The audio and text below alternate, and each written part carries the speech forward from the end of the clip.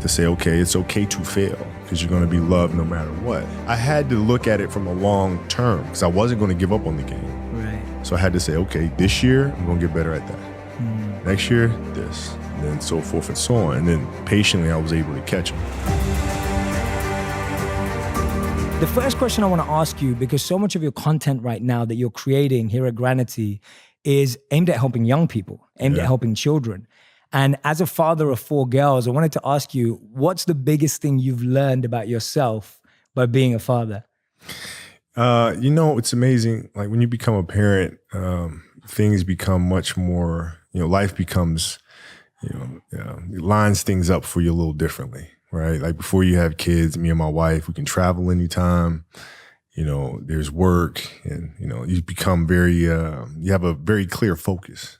When you have children, it becomes about them. It's not about you guys anymore, right? And so that shift, it's a big one.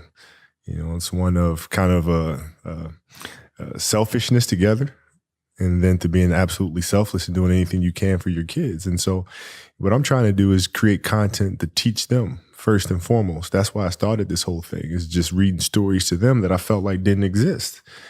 Our kids are athletes. And they love reading about princesses and all these fairy tales. And, they get a little sick and tired about the man saving the princess every time. And, the same old stuff, magical wands and all that. My kids are athletes, man. They want to learn about soccer balls and basketballs and volleyballs and, magic that comes from that. Yeah. And I love that you're encouraging young people to think more imaginatively about sports. Yeah. And I think that's where you go a step deeper. For me, observing you and learning about you and hearing you speak in other interviews and everything, what I'm fascinated by is that you've dealt with things in life pretty head on, right? You've always gone at it. What took you a while? What was something in your life that you were shy about originally, or that took you a while to go head on with, but then finally you got there and you figured it out? Writing Dear Basketball. That was a hard jump, because I'd written before. I started writing probably about 17 years ago. And so practicing every day, a lot of things that I wrote were ads. And so when you write an ad, nobody looks up at who wrote the ad, right? You can there's a certain anonymity that comes along with that, right? But writing Dear Basketball was different.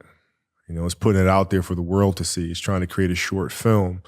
And I didn't know if I could do it, man. And, it was my daughter who kind of put things in perspective for me, Gianna. She's now 13. And she was like, well, you always tell us to go for it. So She put you on the spot. Yeah, she put me on the spot. She was like, you going to talk about it? You going to be about it, basically. And, and that gave me the final push. I love that. When you started writing 17 years ago, did you envision that one day you would move into this storytelling space, or was it just something you enjoyed at the time? No, man. It was just something I enjoyed, and I enjoyed writing ads. It was something funny about trying to distill a message down into 30 seconds or a minute, depending on the budget. You know what I mean? Trying to say something important, trying to speak to the brand attributes, but also speak to something that's greater and that has a stronger message, stronger philosophical message. And how do you connect those dots? So putting that puzzle together was something that was really intriguing. Yeah. But I never thought I'd be writing novels or movies and that sort of stuff. Never, man. I love that, man. I love it how everything evolves naturally. And actually hearing you say that, it reminds me. So my vision when I was sharing earlier became very clearly making wisdom go viral. Mm-hmm. And I was like, how do I take these teachings that are like so sacred, they're hidden away in these books, and how do I make them really relevant and accessible and practical to the whole world? Because I know that anyone can access them. They're universal, right? These teachings can apply to anyone, but sometimes they're just hidden away. And a young person doesn't know how to find them. So that inspires me hearing them. That's beautiful too, because especially in today's world, there's so much clutter. It becomes harder for kids to try to weave through a lot of the crap that's out there to find stuff that's actually beneficial to them. Yeah, I think you reminded me, I think E.O. Wilson said, we're drowning in information, starving for wisdom. Yes, right? Sure. Especially, and that's why I think your work is cutting through, because I think what you've managed to do with your new work is that you're finding ways to connect with what people care about, but you're taking it a step deeper. Yeah. Right? Yeah. You're not just settling for let's talk about sports. It's not just about sports. It's about life, right? It's about the metaphor that sports has for life. I mean, sports is the greatest metaphor we have. in terms of dealing with life. Because, even if you listen to music will give you guidance, right? That you can then meditate on and think about how you would apply it. In sports, you have to apply it in the here and now. I mean, you're faced with challenges moment to moment. You're faced with pressures and anxiety and communication or the lack thereof and all this other stuff. Like, it's in the moment. So you have to live it. And when you practice those things, you become better at it. But I just feel like in this day and age, our children have become less imaginative about how to problem solve. And parents and coaches have become more directive in trying to mandate or give orders or teach kids how to think and teach kids how to behave and tell them how to behave versus teaching them how to behave. And so that's why I'm creating these stories and creating this content. Yeah, I love that. I think it's so true. When you treat people as kids, then they always be kids. Right. Even when they grow up. Yeah. And for you, it was really powerful because you've talked about this before where your father said to you, like, whether you score 0 or 60, like, I love you. Yeah. Tell me what that statement meant to you at that time and how did it actually motivate you to continue scoring 60 rather than go, oh, I'm all right at 0? Well, it did more than that, right? So like the basketball stuff speaks for itself in terms of what that comment did for me in terms of giving me stability and giving me confidence to say, okay, it's okay to fail because you're going to be loved no matter what. And that doesn't just mean basketball. That means anything in life. Yeah, that means writing. That means being an entrepreneur. That means having the confidence to go for it. And I've seen too many parents do the exact opposite. And it terrifies children. And children become paralyzed by their own fear because they don't have that security blanket of love and comfort. Yeah, absolutely. How have you been able to, in your life, see past the cloud of emotion to actually execute on things? Because I think what we were speaking about earlier, this challenge that young people have today, everyone has today, of just so much information, so much cloud of emotion, so many feelings, so much childhood baggage that you're bringing. Like, how have you always cut through that and execute on that? What I try to do is just try to be still and understand that things come and go, emotions come and go. The important thing is to accept them all, to embrace them all.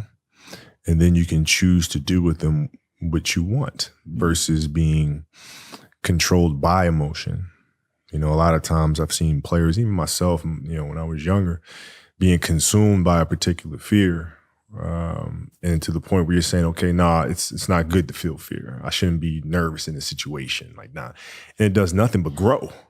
Versus stepping back and saying, yeah, I am nervous about this situation. Yeah, I am fearful about this situation. Well, what am I afraid of? And then you kind of unpack it. And then it gives you the ability to look at it for really what it is, which is nothing more than your imagination running its course, Yeah, absolutely. Yeah, I love that because what you're saying is that when you're dealing with something, it's almost like, how can I get to the root of it? Yeah. Because sometimes what we're dealing with, like you're saying, it's an imagination, an illusion. It's not really...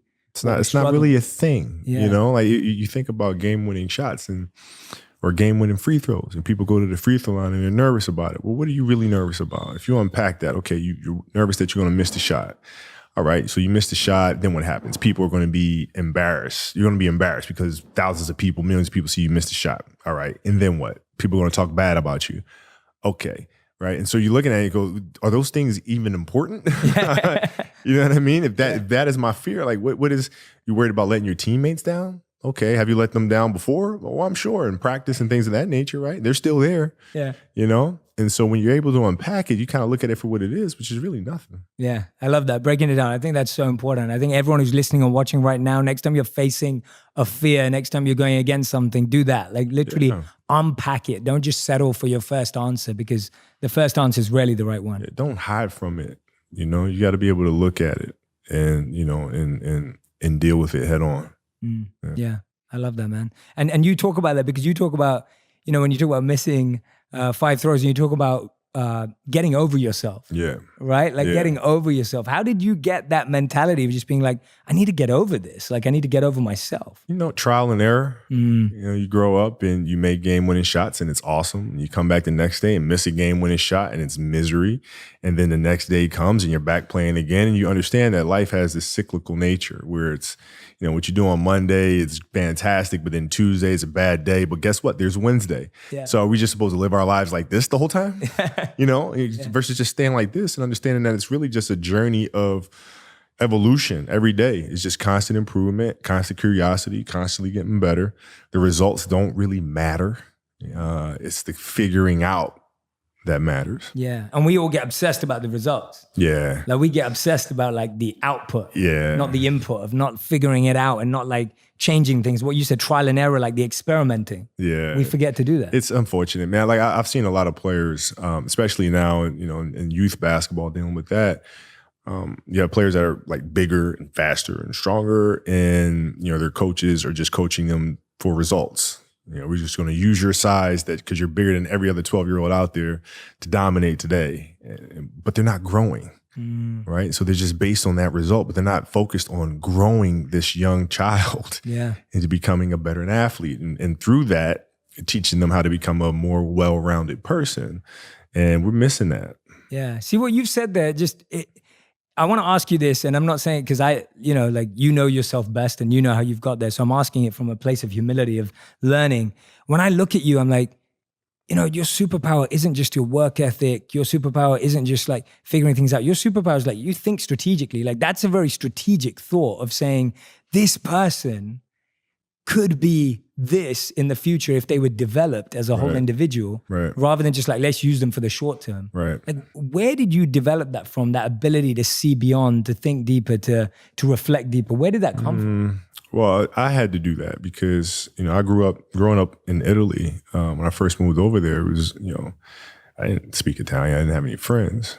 I had the game of basketball, and through sport and playing soccer, I was able to make friends and build connections. But it was a lot of time spent alone. And when I came back to the States, I wasn't the most athletic kid. I was really scrawny, like really, really skinny, and had like major knee issues because I was growing. So I was the dorky kid with high socks and big old knee pads. It's fashionable now. It's fashionable now. It wasn't then. And so I had to look long term. Because in the here and now, I couldn't compete with these kids. I mean, there's kids that were like 12 years old with beards. Like, I can't, what am I supposed to do with that? Like, they're doing windmills and dunking backwards, and I'm happy to like tap the backboard, So I had to look at it from a long term because I wasn't going to give up on the game. Right. So I had to say, okay, this year, I'm going to get better at that. Next year, this, and then so forth and so on. And then patiently, I was able to catch them. Yeah. I love hearing that. Because I think so many of us you believe like when you see people like yourself, it's like, it's so easy as an excuse to ourselves to just be, oh, you're destined for it, right? You were made for it. It's kind of like that kind of, oh yes, but when you talk about saying, oh, actually, when I started, I didn't have the physicality that meant that I was going to make it. Like you had to figure it out. And I love it. Figure it out, man. It's just piece by piece. And it's the consistency of the work, which I feel like a lot of parents are missing today because we're not teaching that to our kids. We tend to say like kids don't want to do the work, but in reality, it's when we're failing them because we're not leading them the right way and teaching them, how to fish, you know what I mean? And so like the consistency of work, Monday, get better. Tuesday, get better. Wednesday, get better, right? And you do that over a period of time, not like 1 month or 2 months. I mean, it's 3, 4, 5, 6, 7, 8, 9, 10 years. And then you can get to where you want to go. Yeah. I think it was Bill Gates who was talking about that. He talks about how like we overestimate what we can do in 1 year and underestimate what we can do in 10 years. No doubt. Right? Like it's like that, No doubt. I think everyone thinks about it, like, what can I do right now? Like, how can I make it happen? But like with you, I think people always ask you also like, how do you deal with losing or failure? What I'm intrigued by is how someone like you deals with winning, because you've won again and again. And like I was saying earlier, you won. Obviously, we know you won in basketball big as an athlete, but you're winning now, even in the work you're doing here as a storyteller, as a producer, right? Yeah. It's amazing to see so many incredible awards coming through. How have you dealt with winning? Like when you win, what goes through your mind to help you to continue with? Well, it's a little different. Like in basketball, it was different because I expected to win. Like I expected us to win championships. I expected us to win 5. Quite honestly, I expected us to win 8. And so when you have that vision in sports, it's a direct competition. Like I know how hard they're working. I know how hard we're working. I know what their strategy is. I know what ours is, So it's a little different. So when we went in the NBA, it was like, yeah, we expected to do that. But now we're going to come back and we're going to do it again, And so it's that constant like, all right, you're churning. You win one championship. I'm back in the gym the next day, working, getting ready for the next one. Now, it's different because it's not about the awards. You just wind up trying to create something that's going to inspire someone that hopefully, through that inspiration, they can inspire somebody else. And what I've come to learn as my career went on is that's more significant than any championship, is how do you connect with somebody that can then connect with another? And then whether the awards come or not, that's for, the Academy Award body to decide. But, like for us, it's just to try to create things. Yeah. Well, I guess now that's what shifted, that now the intention isn't even expecting to win, it's expecting to change lives. Right. Right? Like your content is really about making a difference and an impact on young people's lives. Sure. Which I think is like the biggest way of winning. I think so. I mean, if you're looking at 62% of young children are dropping out of sports, 62%. And they cite the fact that it's not fun anymore. Well, what does that tell them? I mean, that's telling us as grown-ups are getting in the way. Get out the way. Let these kids be imaginative, which, like in our stories, it's important that, there's a fantasy nature to it, right? But it's rooted in reality, right? When we have fire-breathing winged horses and things of that nature, those are actual drills that are taking place. We don't have fire-breathing winged horses actually performing that, but we do have ball machines that are spitting balls at tennis players, right?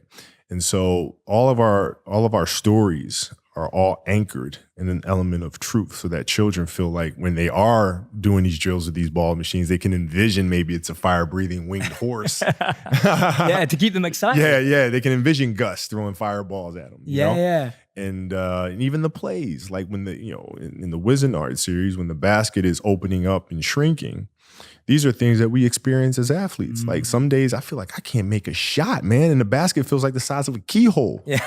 And other days it looks like a swimming pool. Yeah. That's magic. And so we root our magic in reality so that when kids experience these things, particularly the failure side of it, they can connect it to one of our stories and say, okay, I've seen this before. I know how to deal with this. Yeah. That's beautiful, man. I love that. That analogy of like feeling the basket bigger or smaller and like being able to vision that. I can vision it right now. And like, you're so right. Like some days it looks huge. And I love that. That's such a great way of thinking about it. And I guess so much of this is from your real life vision. Oh yeah. This is like some days. I've experienced it. Yeah. But I love that because it's also giving them the permission to say like, be imaginative about this, right? Yes. And that obviously gives so much. I think when we imagine, it changes the reality of, I'm just sitting out here taking shots. Yes. Right? Which can get boring and tiring. Becomes mechanical. Mechanical, that's the right word. Mechanical. Yeah. Like our job is to try to inspire the creativity inside of our children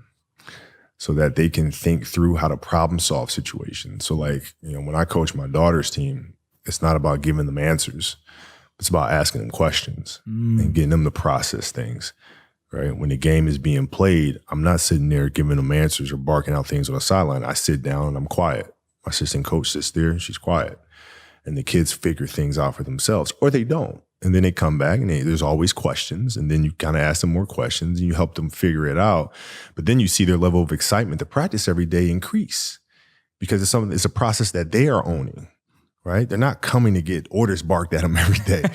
They're coming for kind of their personal quest to get better. Yeah. And how do your daughters feel about you coaching? I guess that style makes them feel comfortable, but how have you been able to manage that with the pressure of you being there? No, it's no pressure because, it's their process to own. Like I have knowledge, information that I've gained, through playing. So like the little details of things I can teach at a high level. But ultimately it's them. Yeah, you seem very still and detached about it. Yeah. I mean, it's the kids love playing basketball, and so that's the anchor of it all. They come and they play and they learn and they have fun and and they compete and they challenge themselves and one another and they just get better every day. Yeah. How have you seen that with Legacy and the Queen? You chose tennis. Yeah. Like what was the choice of sports about? I'm intrigued by that. Yeah. Why tennis? Yeah. So like the first novel we did was the Wizard series. It was important for that to be basketball because I wanted the first story to be one of empathy and compassion. And in team sports, if you don't have that, you can't win. Right. And so it was important to tell the tale of a basketball team dealing with their own personal fears and have those fears and insecurities lead to empathy and compassion for others, right? And with the second story, I wanted to look more internal, individually, and look at how do you deal with the inner challenges, the kind of the self-negotiation that takes place inside of our own heads. And there was no sport better than that than tennis. There's golf, but tennis, you have more movement, which to me symbolizes life in general, because there's a lot going on, right? There's the elements in tennis that you have to deal with as you deal with in golf, maybe not to the same extent, but they're still there. And then there's the confrontation with the person across the net from you. Yes. Right? As well as the strengths and weaknesses in your own movements and how you feel in your own body. And because of that, it was important for this story to be a tennis story. I love that. That makes complete sense. And give me an example of that self-negotiation. I love that word, and I get that. Can you expand on that a bit? Like, you're out running on a track, working out, and you start talking to yourself saying, man, my knee is really sore right now. Maybe I'm doing too much. Sounds like me. Maybe I need to back off, man, my lungs are burning. Maybe I can just slow down here. I'll do like an extra 2 sets tomorrow.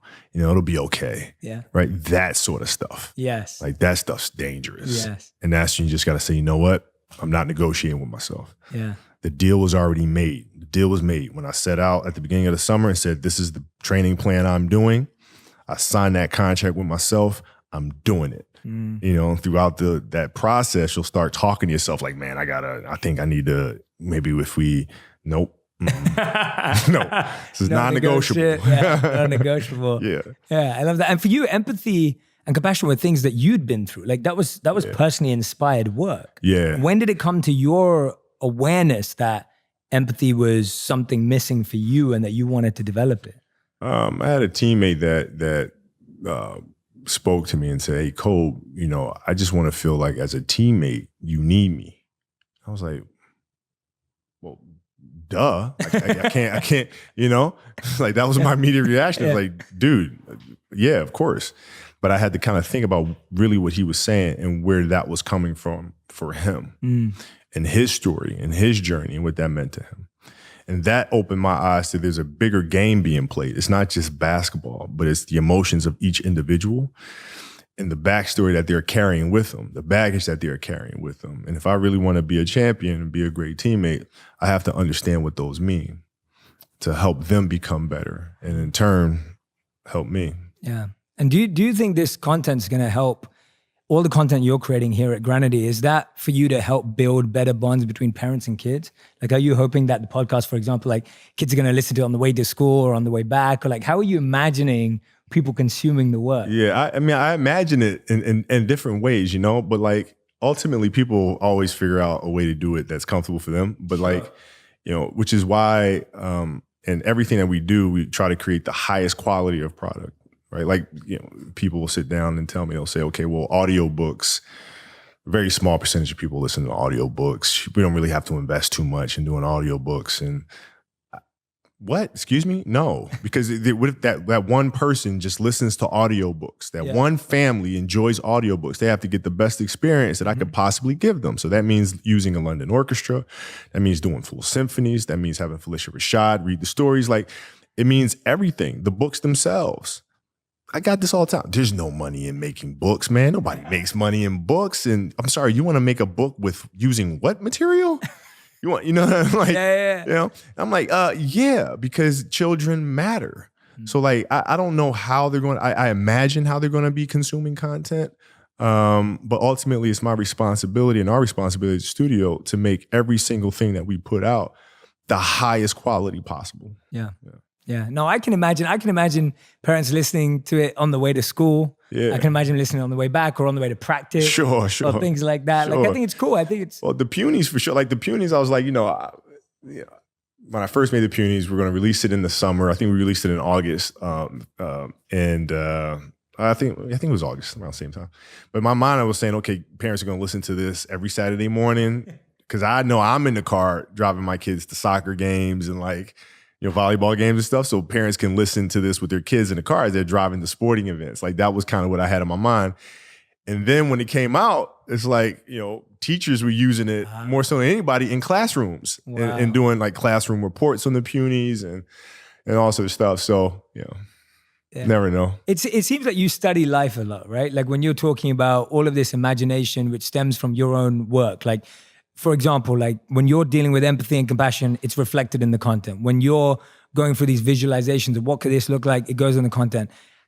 You study life a lot. What currently are you studying, and what kind of gets your imagination really growing right now? Like what keeps that moving for you?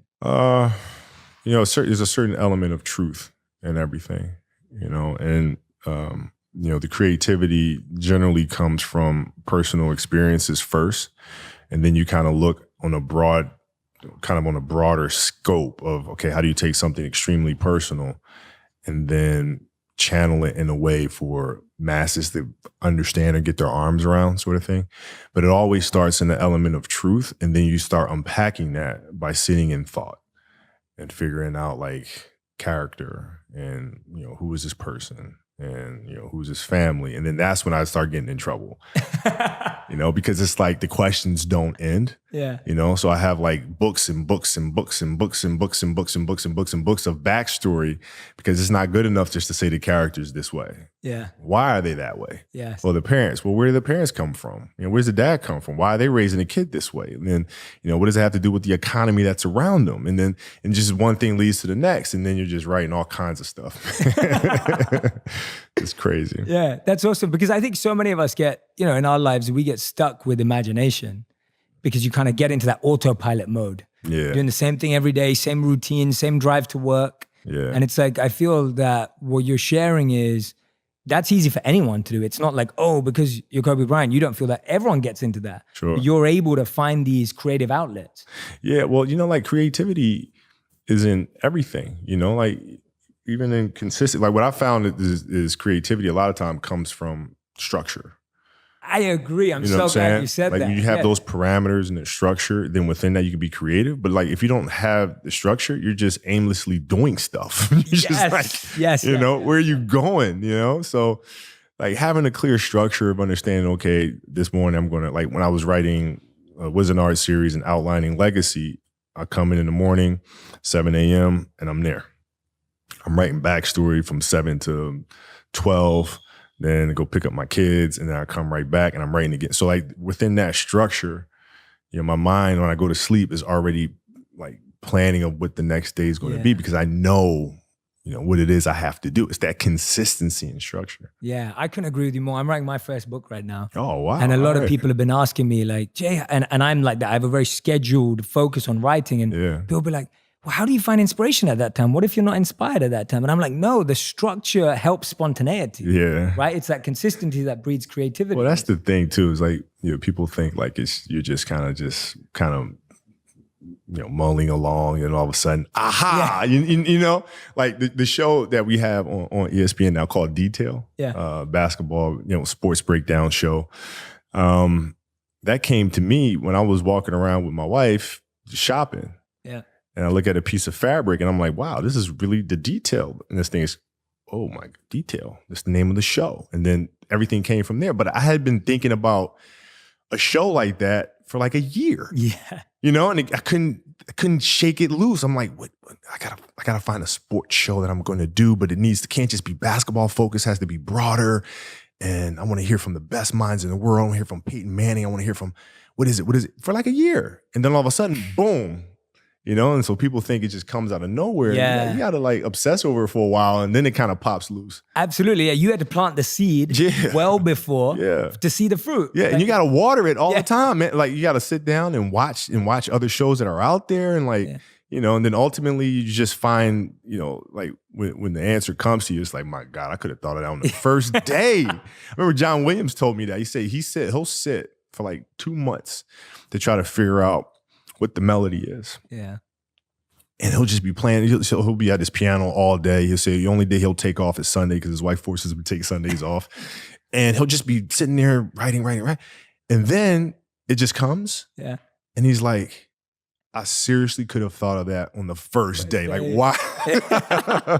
It's just so simple. Yeah, absolutely. And that's what people don't realize as well. Like when you go out, then you're shopping with your wife and you see the detail and you're like, okay, that's the show. And then you go back into consistency to create it. Yeah. It's like, it wasn't just like, oh, now I thought of it, I'm just going to throw that idea. It's like, now I'm going back to the drawing board, have the name now, build around it.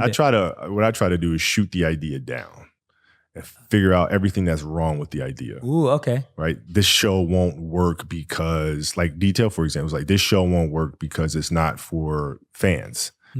It's for the 1% athlete. Yeah. All right. Well, will it be successful? People connect to it? Like, you just start unpacking every little thing. How will we shoot it? Can I even get Peyton Manning to do it? Could I get, And you start shooting them down. Same thing with the novels, like characters and plots and stories. Does this make any sense? No. Here's why. Pop, pop, pop, pop, pop, pop, pop, pop, pop, pop, pop. And I felt like that really helps me. Yeah, I like that approach a lot, actually, because I think sometimes, especially right now in the world, we go to the wishful thinking side. Yeah. Like you have the positive vision and you're like, oh, this is how it's going to turn out. Right. And then you ignore the bad stuff. Yeah. Or you ignore the kind of like the potholes or the loopholes because you're just like, oh no, I don't want to focus on the negativity. Yeah. But actually what you're saying is if you're aware of it, of those known unknowns, then you can actually break them down yourself. Well, yeah, it's just like the same thing for any great movie. You have to have the antagonist. Yes. A strong villainous character will really drive the narrative along. If you don't have that, you have nothing from which your hero has to bounce off of. That villain could be, maleficent. It could be something inside of you. It could be whatever, but you have to have that clear antagonist that's driving the narrative forward. And so in this sense, it's the same thing. You pick apart the negative, and from that, you can then move forward. Absolutely. What I'm loving here right now is that all I'm hearing is like Kobe the storyteller. Like I'm loving it. Like what I feel is like what I'm hearing about is your obsession and obsessiveness with stories. Yeah. And it's not just like, I'm sharing this. It's like you've really studied stories. Like you've really broken them down and understood it.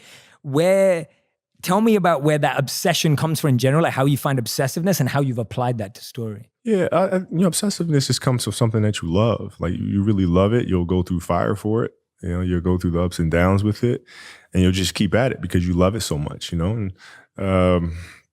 story for me started a long time ago. I had a great English teacher at Lower Merion High School named Jane Mastriano, and she explained to me the art of storytelling my sophomore year. And that's where I started falling in love with it and understanding story structure, how to develop compelling characters and how stories are the driving force, whether they're inspirational or informational, that really change society. Yeah, absolutely. Yeah, we're defined by the stories we tell ourselves, whether personally or outside of the world. Absolutely. And it seems like you just mentioning that, it just shows the role of teachers. And now when you find that teachers are using the work you're creating to teach, that must be amazing. Comes full circle. Yeah. It's a pretty cool feeling, man. Like growing up, when I was in high school, man, I didn't read much at all. Yeah. Because basketball was my thing. Now, if you give me a basketball book or like a sports book or like a sports psych book, I'm devouring that. You know what I mean? Because it was a clear focus for me, which kind of gets me into this market a little bit too. Because like for our active children that love being outdoors and playing all the time, they're not reading. No. But they're missing out on so much by not reading. But they will read if there's something that they feel like speaks to them. So true. And so now I think we get more readers in the world because of it, hopefully. That's so true. No, I think so. I agree with you. Like for me, and this is why everyone's different, and I think there's such a need for what you're doing, because when I was growing up, I never enjoyed fiction. Mm-hmm. And so I thought I didn't like reading because all the books that the school suggested were fiction books. Right. And then when I was 14, my dad handed me an autobiography and a biography.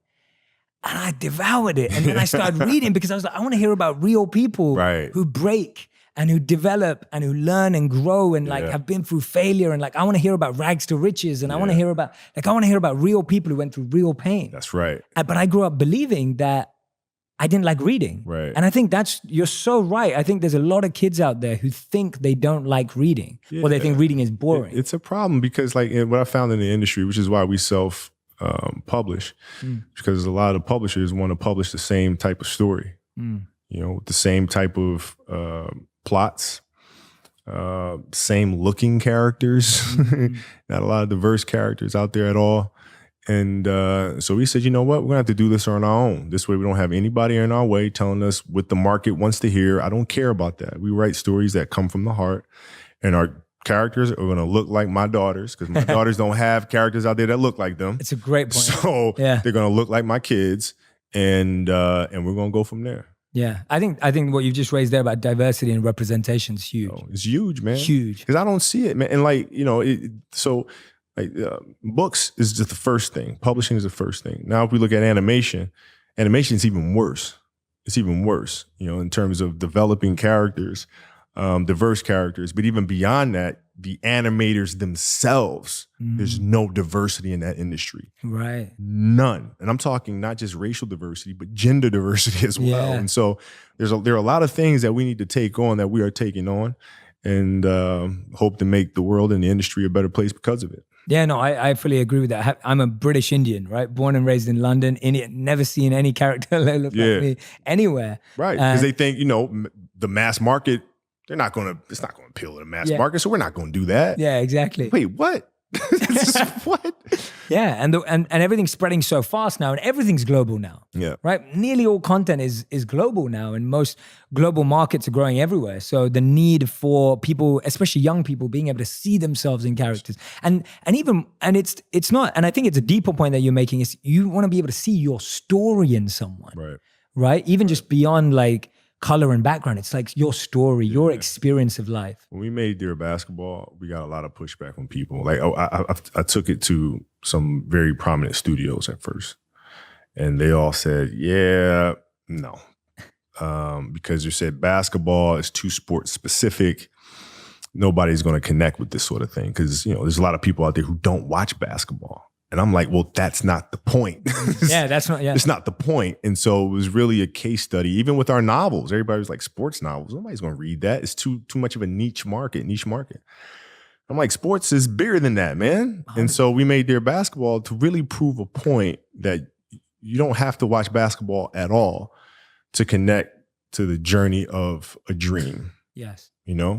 And once we saw that connection, was kind of validated our point of view. I think that's a massive point of view. And for anyone who's listening or watching right now who thinks because Kobe Bryant wants to do something, it just happens, it just shows you have to do it yourself sometimes, because not everyone's going to believe in you. Certainly not. Certainly not. And what you'll see is, once you start doing it, and now people want to come and jump in, but I'm like, you kind of forced us to go about this ourselves. So I think we're just going to build it from the ground up ourselves. But thank you. Exactly. They saved you. Yeah. Right? Like, thank you. Appreciate it. Because if you had signed on, we just be kind of going with the flow. Totally. Yeah. You can be grateful to them. Yeah. Appreciate it. Yeah, absolutely. No, I agree. It was the same with this podcast, funny enough. When we launched, a lot of people were considering whether it was, gonna, like, you do social videos, like, is it gonna work on a podcast? And there were a lot of people that were not sure. And then, like, we launched one of the biggest podcasts in the world in the health category, which is my world. And it was just like, everyone's just like, oh, interesting. But I'm like, thank you. Yeah. Like, thank you so much for saying no. And you didn't think it was going to work, because now I figured it out myself. Yes. And what you said, it actually builds confidence and validation. And Oprah told me this when I first decided to build the studio. And I was asking how Harpo came to be. And she said, well, when she was doing her deal for the Oprah Winfrey Show, she was re-upping her deal. And actually, the first contract she made, she said, well, don't pay me up front. Just I want to own a percentage of the show. And so they gave it to her. And now, at the time, there weren't any Black women hosting a daytime talk show. No. Right? So it was really new. And she said, Kobe, if they believed that the show was going to be successful, they wouldn't have given me that. Yeah. They wouldn't have. In their mind, they're thinking, oh, we got to steal. We don't have to pay her. We can take this money and move it over here. This is great. It's going to be a flop or be successful. I don't know. At least we get diversity on TV. It's fine. And all of a sudden it's, we're in trouble. We shouldn't have given it away. Yeah. Opened up Pandora's box, right? So now you come back for the next deal and it's like, you gotta have to give me some more ownership. Yeah. And like, dang it, here. And then ultimately she, came to owning 100% of her show. Yeah, which is amazing. Wow, that's a great story. Yeah, that's fascinating. I think because sometimes when you think that, you're like, oh, they like me. That's what they're giving it. No. Yeah, no. Don't like me. Please. Here's an idea. It's terrible. Yeah. I just need you to buy in just a little bit. Yeah. Oh, I love that, man. That is awesome. How are you encouraging? Well, you've shared so many stories of like your teacher who taught you about storytelling and writing early on. You just shared it. Oprah's example. Like, you've had so many incredible mentors in your life. We all know about that. Yeah. How are you encouraging young people to find the right mentors, and how can they find the right mentors, even through your work? I guess your work is somewhat mentorship. We try to be, and I think the important thing is research. In the hall here in the office, I have a hall that I call Muse Hall. We have all the portraits of some of our muses here, from J.K. Rowling to Steve Jobs and so forth and so on. And I think it's important to research them. And it's like putting, fuel in the fire every day. There's constant inspiration when you read about them, what they were able to accomplish, how they went about accomplishing it.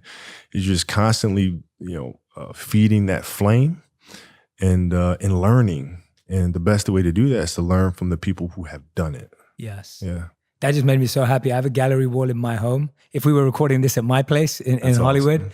Like I have a gallery wall, Steve Jobs is right there. Yeah. Right. And Einstein's there, and Martin Luther King's there, and there's a few other people. And for me, it's the same thing. It's like sometimes I'm sitting there and I'll be like, well, what would that person do? Like, how would they have dealt with this challenge? Right. And you're so right. I think you can be mentored by people who aren't alive. 100%, because their stories still live, which brings us to the importance of storytelling. Yeah, their stories still live. These muses are here. It's important to learn from them, and if anything, it helps you remember that they are human, just like us. Yeah, these great things that get accomplished can be accomplished by others and beyond.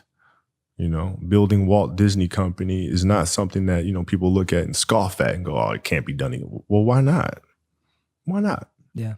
And the more action you take, the more you think is possible. Yeah, because you realize they're people just like us. They make mistakes just like us. And they kept going. Yeah. And we can do the same. Absolutely, man. Well, I could talk to you for hours, but you're a busy man and you got loads of things to do. So we end every interview with what we call the final 5 quick fire, rapid fire round, which means you have to answer in one word or one sentence maximum. Got it. So this is easy for you. So the first question is, what brings you the most joy right now? Family. Beautiful. Second, what do you want your girls to think when they hear your name? Daddy. Nice. Number 3, your favorite animated film? Pinocchio. Oh, nice. Oh, I was not expecting that. It's the greatest. Yeah. They were in a zone when they made that film. Absolutely. Question number 4, the book that's had the biggest impact on you? The Alchemist. Oh, nice. Okay, great. Question number 5. Your one message to all storytellers would be? Create from truth. It's beautiful, man. Kobi, thank you so much. Got it, man. This has been an honor, man. Thank you. It's such a beautiful conversation.